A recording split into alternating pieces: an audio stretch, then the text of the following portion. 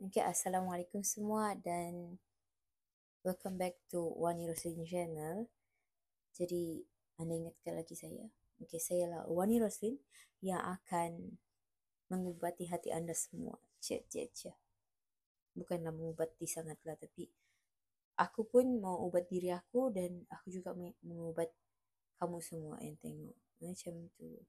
Okay, sorry suara saya agak serak-serak bahasa sikit. Serak-serak bahasa ke serak-serak bahasa? Serak-serak bahasa sebab tak sihat, batuk-batuk. So, faham lah kan? Tapi, show tetap teruskan. Video tetap diteruskan sebab video kena buat setiap hari. Sebab, supaya kamu tidak akan boring dengan aku. Okay, kita kembali kepada tajuk kita. So, tajuk kita pada hari ini adalah kenapa kita mesti bangun awal. Video ni, kita ada 3 learning objective. Yang pertama, kenapa kita mesti bangun awal? Apa kepentingan dia untuk kita? Dan yang kedua, macam mana mau start? Dan yang ketiga, macam mana kita mau stay konsisten untuk bangun awal. Okay? Okay, jomlah kita pergi ke tajuk yang pertama.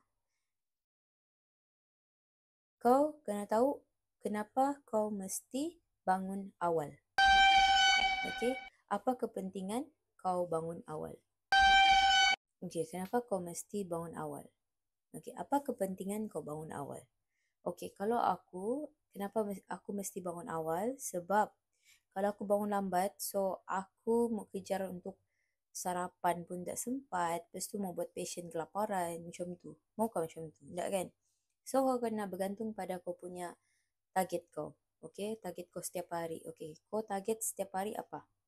Okay, mungkin target kau, okay, kau ni adalah orang yang kerja 8 hingga 5. So, kau kena bangun before jam 8 lah. Ataupun kau kena sarapan before jam 8. Jadi, kalau kau bangun pun lambat, so kau pergi kerja pun lambat. So, performance kerja kau pun poor. Okay? So, kita tahu, okay, aku mau bangun awal sebab aku mau good performance. Aku mau sentiasa rasa aktif, sentiasa rasa bersemangat untuk pergi kerja. Kalau contoh, kau sudah bangun lambat, tapi kau sudah memang tidur lambat, lepas tu kau bangun lambat, lepas tu kau dah pergi kerja, kau buat passion pun ataupun kau buat kerja kau jadi dah produktif. So kau punya performance kerja pun poor. Okay?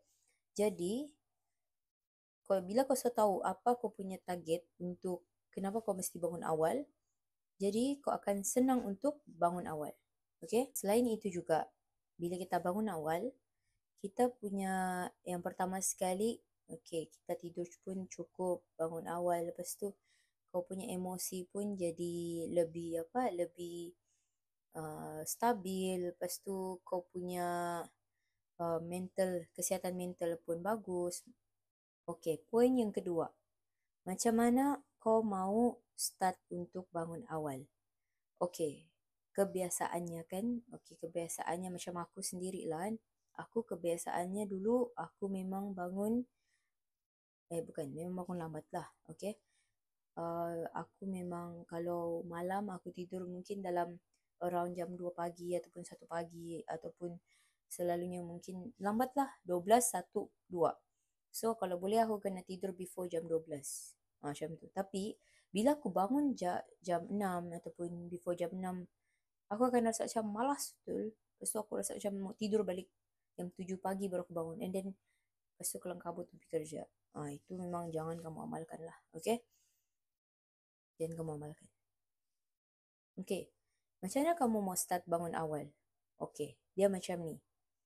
Kau memang kebiasaan dia kan, kau memang tidur lambat. Okay, kau memang tidur 1 ataupun 2 pagi. So, kau paksa diri kau untuk bangun jam 6 pagi.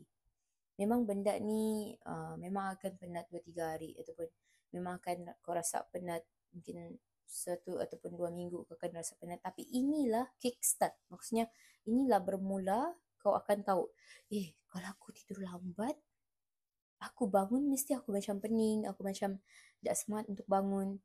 Tapi cuba aku bangun awal. Tidur awal. Cuba aku tidur jam 10.